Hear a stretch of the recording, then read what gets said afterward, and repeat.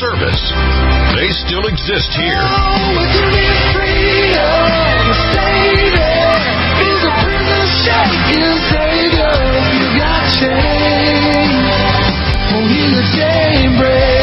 Bill Martinez, live. Hey, just the way you like me, fresh every day, 9 to noon Eastern, 6 to 9 Pacific. Welcome back. I am Bill Martinez. Today's Big Word Day. Did you know that? You got the big word in your left pocket to pull out in case you need it. Might be important because somebody might ask you that. It's also Keep Off the Grass Day. And for my teacher friends, it's Kindergarten Day. Not kindergarten. Some people say kindergarten, but it's Kindergarten Day, and there's a reason it is that way, but it's been slanged up a little bit. But also, just for fun, National Chocolate-Covered Cashews Day. Ooh, as if it is. But you want, of course, now today, I mean, it's got to be a dark chocolate. That's the way it's supposed to be. Hey, we're going to talk about a founding father's tarnished dream. Yehuda Remer is with us right now, a gun analyst, conservative, author of Safety On, an introduction to the world of firearms for children. He was raised in Los Angeles, lived in Israel, and he is an accomplished photographer, a strong Second Amendment advocate who believes in the Founding Fathers' version of this country and uses his strong opinions to fuel his arguments. Yehuda, welcome to Bill Martinez Live. How are you? I'm good. Thank you for having me. Hey, good to have you here. I'm with you when it comes to the Second Amendment, right? I think more and more momentum is picking up to where the Second Amendment will transcend every state line, so that if you have a concealed carry or even an open carry, that it doesn't matter the state line, because we've had some crazy situations here, Yehuda, where I think one of the most noted ones was you had a single mom who went through New Jersey and got pulled over and told the officer that she, had a gun. I mean, she has a concealed carry license, but that violates the state in which she happened to be stopped in New Jersey, and I think it took her 6-8 weeks to get out of jail, which was insane. Yeah, Shailene Allen. It was a pretty crazy story. Yeah. But I'm with you, and I like the idea that this is opening up, and there's a push against all the states to say, look at the Second Amendment right. If it appeals to one state, I mean, if it applies to one state, then it should apply to all 50 states. Yeah, I definitely would agree with that. Mm-hmm. Because right now, I mean, you can have a concealed permit. Mine, I got in Florida, and it applies, I believe, to 34 states. And then I have to be careful when I'm traveling, when I go through a state that doesn't accommodate the concealed carry permit. Yeah, it's tough. I live in Texas now, so I have a concealed handgun license in Texas, and I was just in Chicago for Passover, and I can't even bring a gun there. I mean, forget. Yeah. I don't even know what the laws are about driving through, but it was pretty terrifying walking the streets of Chicago without having the ability to defend myself or my family in any way. Well, not only that, I mean, you're going to Chicago, and every weekend you get a stat report of how many shootings, how many murders take place on a weekly basis. So going to Chicago, you go there at your own risk, so to speak. I mean, that's sad to say, but that state is so messed up, and if those politicians can't get it together here, I mean, there's going to be a people's revolt, I got to think, sooner or later. I would like to think that there would be, but at this rate, you have to think about it. If people were going to be revolting by now, they would have at least voted in some conservative or even Republican politicians to even think about making a change. So I don't know how quick that's going to happen in terms of a revolt, but who knows? Yeah. Well, the thing is, in your article, you're talking about you wanted to revisit the Founding Fathers' vision, this great American experiment. and revisiting it, not only as a Second Amendment right, but even just from the basic aspiration of what they saw for this country. I mean, it's a great vision, a great dream that has carried us to this point. But the people need to understand that the whole, I guess, power and authority of this dream and the people that were expected to carry it out were we the people. If we the people check out, which we have, then you have the party of the elites, which has overrun our government and causes us to say, how did we get here, right? Yeah, no, of course. It's scary. I mean, it's very scary that the founding fathers really envisioned a country where we shouldn't have had to worry about a tyrannical government or the ability to defend yourself. But unfortunately, that's the world we live in nowadays, where not saying the current government we have right now is tyrannical at all. I'm not, I'm talking about the previous 8 years, but it's a scary thought that the founding fathers' vision of being able to defend oneself is slowly eroding away.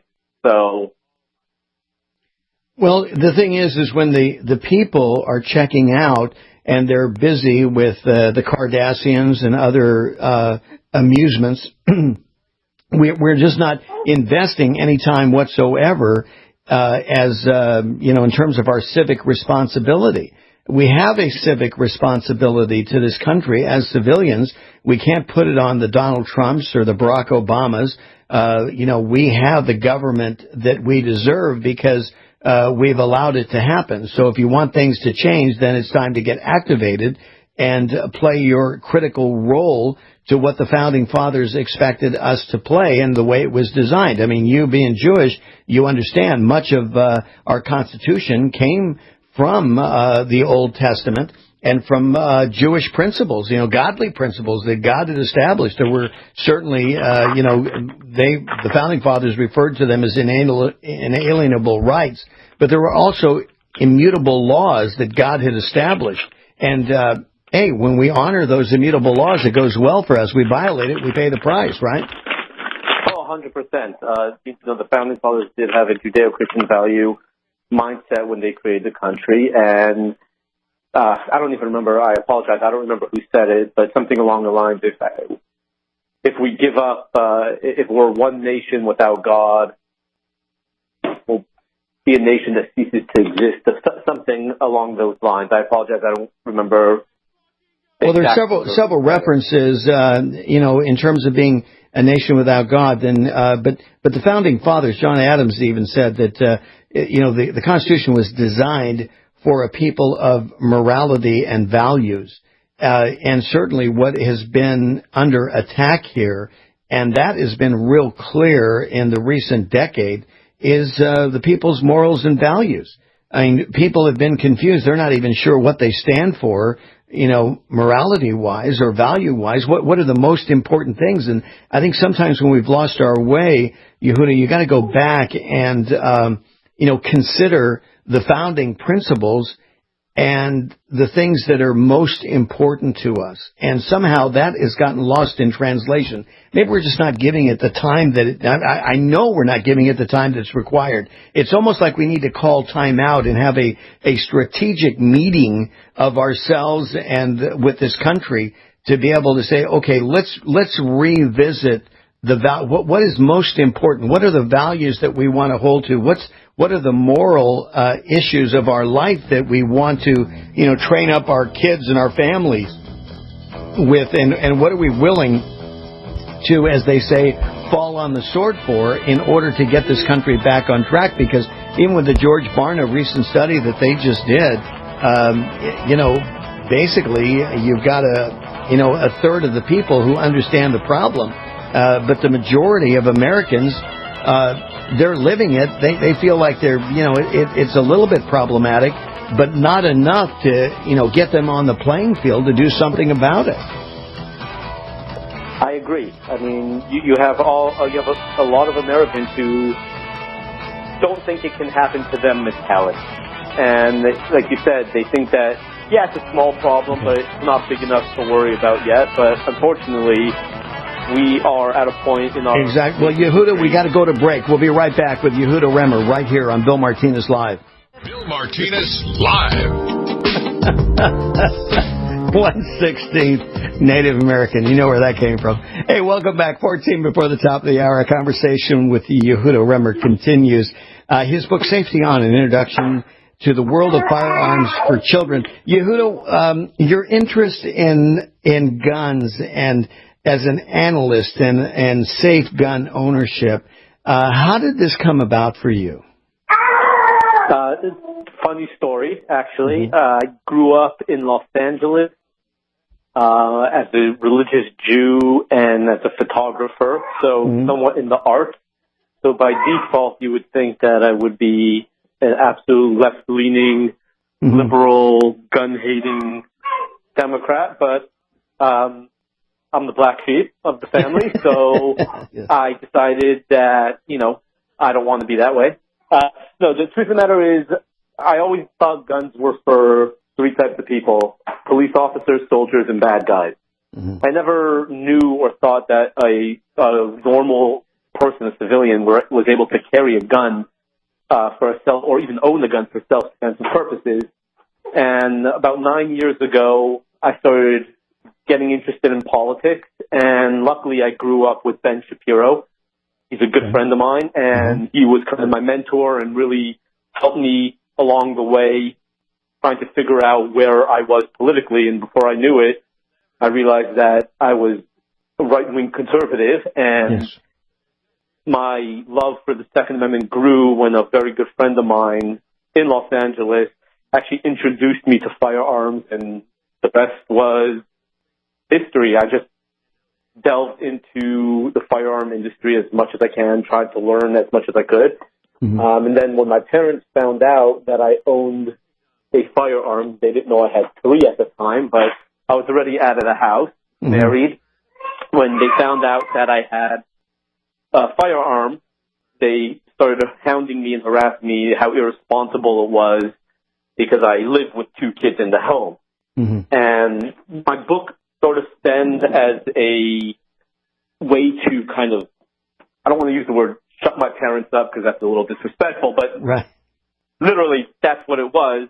And I sent the book to a very close buddy of mine who's in the LAPD, and he just pushed me to write the book. He gave me constructive criticism, guided me along the way, really taught me the ins and outs of the gun safety world, and that's how the book came to be. And it was a long, very long road to get it published. It took about 5 years, but, persistence pays off. Exactly. Well, and I want everybody to know in the background, we have Yehuda's 1-year-old, and that's by design, because we're talking about gun safety for children and being responsible as a gun owner. So what have your parents said since you, obviously they have a copy of the book, so what is their perspective now? So it's funny. Over the years, my father became a lot more conservative once I started getting into politics. My mom is still apolitical. Truth be told, I have no idea which way she leans, but my parents now are very supportive. I don't necessarily know if they're supportive with me still owning guns with now they have 3 grandkids, but they definitely are supportive of what I'm trying to do. Exactly. Well, it's not like they come over to the house and you've got guns there lying on the coffee table. Come on. No, of course not. but so it's not anything like that. And nor is it with any responsible gun owner. It is shocking whenever you hear of accidents involving, guns going off in the hands of children. It is, and we've all heard them and read about them, and it's heartbreaking to hear this. But the thing is that with gun ownership comes responsibility. Some people, Yehuda, might say, well, here's a religious man. What is he doing with a gun? Why doesn't is there some scriptural conflict here with owning a gun? I mean, I wouldn't say there's a scriptural conflict. I do know, interestingly, there's a lot of, the way you interpret Hebrew is a lot of times misunderstood. You know, one of the 10 Commandments says, "Thou shalt not kill." Mm-hmm. Now, really, if you translate the original Hebrew word, it's really "Thou shalt not murder." Mm-hmm. So a lot of people nowadays say, "Oh, you know, the Bible says you should not kill." Well, it doesn't. I mean, obviously, you're not supposed to go out killing people, but it doesn't mean you cannot kill if you are going to defend yourself against someone who is trying to actually kill you. So I don't see any problem with owning firearms for self-defense. I'm not going around shooting people. I'm not doing anything violent. I'm carrying a gun for self-defense. Exactly. And if people have an issue with that, then, you know, that's okay. The rabbi of my synagogue knows I carry. A lot of the members of my synagogue know I carry, and a lot of them carry also. And there is no religious conflict for us. Well, and they know that if you carry, if there was an incident, guess who they're going to look to get close to right away, right? No, 100%. That's exactly. I sit strategically in my synagogue where I can see who comes in and who comes out the front door.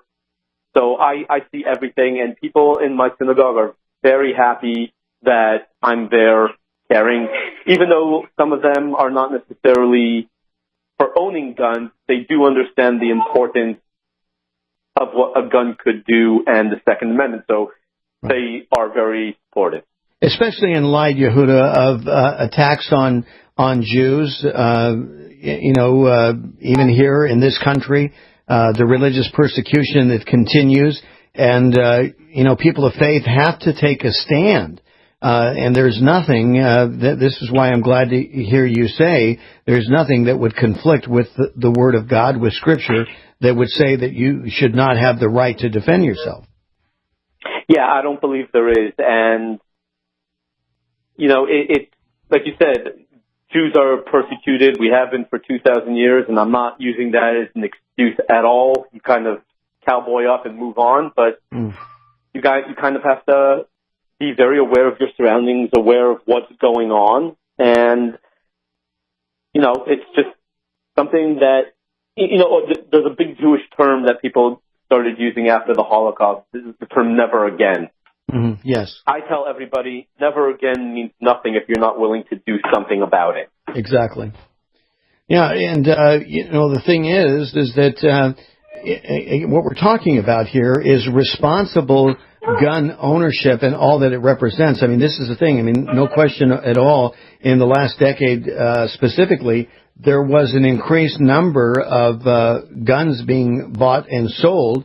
And my next question is, are we having an increased number of people, training and understanding how to use their guns, or if it's just something that's in the nightstand, and they're hoping upon hope that they don't have to use it, but they're really not prepared. I mean, because you have situations, I was looking at a video here recently where you had a trained police officer, who didn't even understand. I mean, he didn't understand. He froze in reloading. He used all his ammo in his first magazine, and because he was slow and he just was, because so few police officers, I think the number is like less than 1% of police officers actually are involved in a shooting, a field shooting there, and so he was ill prepared. He froze, and the bad guy shot him. Yeah, it's I do believe that there are a lot of people out there that are training. I personally know a ton of people who go to the range all the time, who hire instructors. I do know it is a very big thing to train, not just keep it in your nightstand like you mentioned, but at the same time, buying a gun and just keeping it in your nightstand is not necessarily the smartest thing. I understand why some people do it, but training is elemental and key if you want to carry a weapon with you and own one in the home. Exactly. Because when you go to use that weapon, your life is reduced to seconds.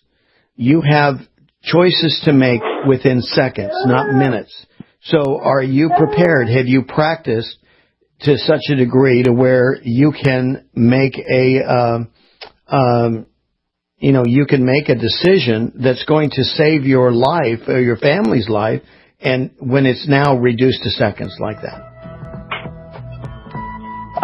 Are you asking me personally? Or No. I'm just only making a statement here that when you find yourself in that situation where you have to use your gun suddenly, your life is being measured in seconds. You're not living life in minutes and hours. Exactly. Well, congratulations on your book, Safety On, an introduction to the world of firearms for children, written to plant the seeds of safe gun ownership into the minds of young patriots who will one day be responsible gun owners like the parents who teach them. The book is available at all the usual places. Yehuda, I take it? Amazon and BarnesandNoble.com. You cannot, unfortunately, go into bookstores yet. We're working on that, but Amazon and Barnes & Noble. Well, great job. We appreciate the book, and thank you so much for being with us. Yehuda Remer on Bill Martinez Live.